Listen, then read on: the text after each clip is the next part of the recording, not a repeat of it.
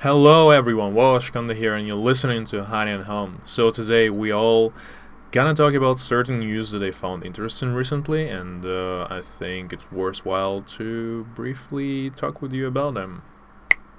Let's go. Microsoft, they presented their brand new smartphone slash tablet, something like this. So it is another foldable device. It's called Microsoft Surface Duo, and it basically the phone with two screens that looks like a book, so pretty much it opens up, and then here you'll be able to basically see two screens. But like the whole idea is that you'll basically be able to have two applications simultaneously on both screens. In the design itself, it looks like something still a bit different. We already had this foldable phones by Samsung and Huawei that they presented, I think, a year ago, which were also quite expensive, and worth mentioning that Microsoft Surface Duo is gonna cost for about $1,400. There is, I suppose, also some certain level of the utility, and reason for you to go for the Microsoft Surface Duo is the ability to use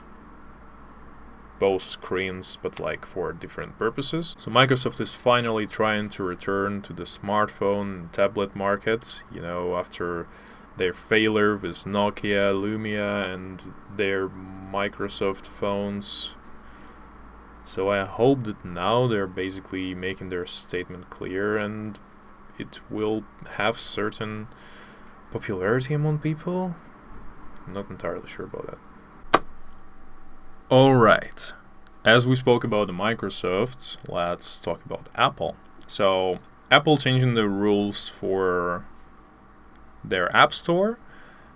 There's been those backlashes going with Microsoft and Google against Apple for the ban of the cloud gaming, and there is this still ongoing conflict between Epic Games and Apple that is still not yet resolved, so we're gonna touch upon both of those issues. So first one, Apple is now trying to make certain changes to their App Store rules. So they tried to show that they're making certain steps towards accepting the cloud gaming on their platform, and the way they're trying to make it happen is for the developers to allow a standalone app for each of the games they want to stream to be on a platform. So instead of the app that will be like a hub for your games, I suppose that's what both Microsoft and Google wanted to make with their cloud gaming services. In order to adhere to the rules that we currently have, all the apps that gonna be offered on your streaming platform can be present on the App Store only as a separate app. So it cannot be an app where you can access something else. I don't know, to me it doesn't still sound like a lot of hassle, because technically it's gonna be the same app that's gonna be launching just a different game. Not entirely sure how hard this is from a technical standpoint, but of course if you, as a Microsoft or Google, I supposedly would like to have quite a big catalog of games to be offered on your streaming platform, it definitely makes for the challenges for the consumer, because it's not necessarily problematic from a technical standpoint, but it's more cumbersome. It's really more troublesome for the end user, because, I'm not sure how it's about you guys, but I don't really like to have hundreds of apps icons on my phone, and I would rather also just have the least number of apps on my phone as possible. But Apple is definitely trying to play their own game, and they are still as a monopolist in their own market. They're making the rules, and it doesn't seem like anyone yet is still trying to really prevent this from happening. Like Epic really tried to start the fight against in-game transactions, and it's like one multi-billion-dollar company trying to fight even bigger multi-billion-dollar company, and everybody's trying to seem that those are the knights in the shiny armor and on the Apple is. But I think at the beginning I was more on the Epic side, while now I'm somewhere in between and would like to be a spectator rather than take any sides, because still, like, from a more objective standpoint, Apple is right, and Apple has their own rights to do whatever they want with their marketplace, right? And I think, you know, like this whole situation is kind of tricky. So the way that Epic Games tried to approach this whole situation was a bit kamikaze style, you know, so they already paying for it with all these cancellations that happening now for the Fortnite. It's been banned from the App Store already, and they lost about 60% of the daily users they used to have on the Apple devices. You know, that says a lot about what kind of losses the company is actually going to be having now from this specific market. Epic is still trying to come to certain agreement with Apple, and, you know, I think the agreement would be is that they will need to stop fighting and take whatever Apple gonna give them. But from the logical standpoint, of course, if Apple would allow Epic Games to do whatever they want, there will be some other company that will try to do the same. So from a business standpoint, it's clear that Apple, in no interest, they should allow Epic to win even just a little tiny bit. So unless Epic will actually say, okay, fine, we agreeing to do whatever offer you're gonna make to us, there is no way Fortnite will return to Apple devices. It's small, but nevertheless, big news. So Addison Rae, who is one of the biggest TikTok influencers, she's like top 2 of TikTok, she's getting her own role in a film. How crazy is that, huh? So they're trying to make a remake for a teenage drama comedy, whatever it is, called She's All That. I am not sure if I even seen the movie, but from what I understood, now they really want to swap the roles, and now Addison Rae gonna be playing this influencer, trying the main character to turn from a nerd to the king of a prom. I'm curious then,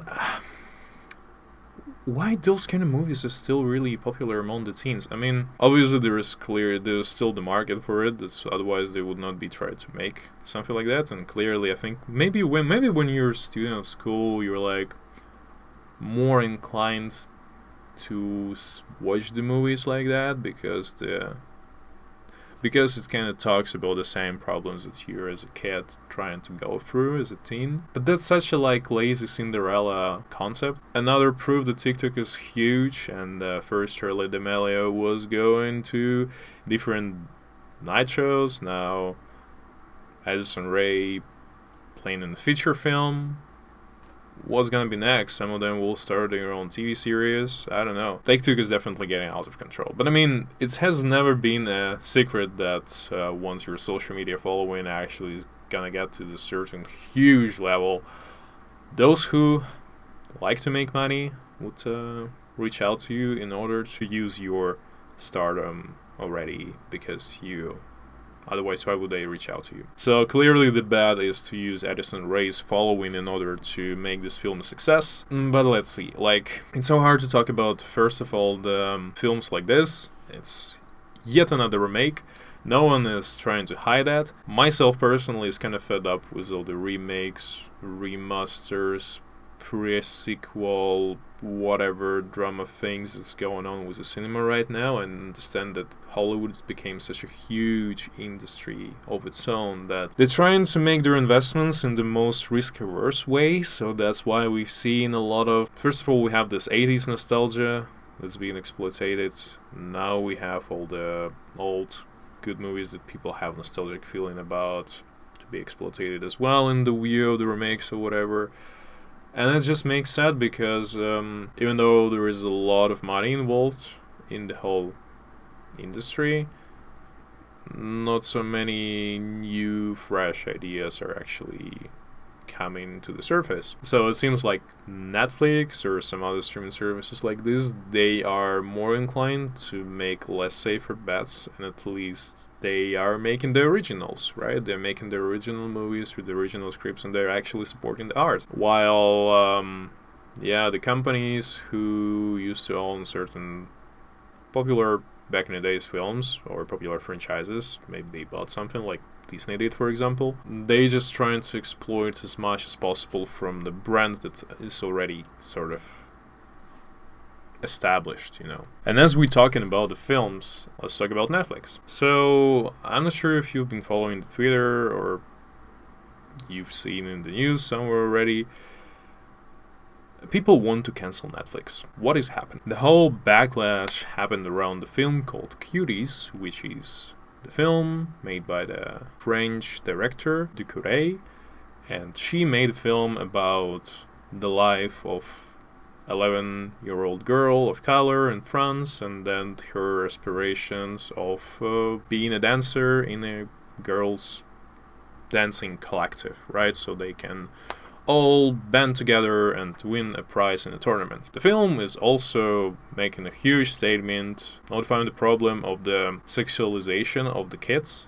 The film won a bunch of prizes already, and it's been acknowledged that at first, also because of the name of the film, because of the certain promotional materials, it became controversial. A lot of people these days especially, they try to jump on the conclusion so fast before even reading the book, reading an article, learn more context about the story, watch the film, watch the series, read something.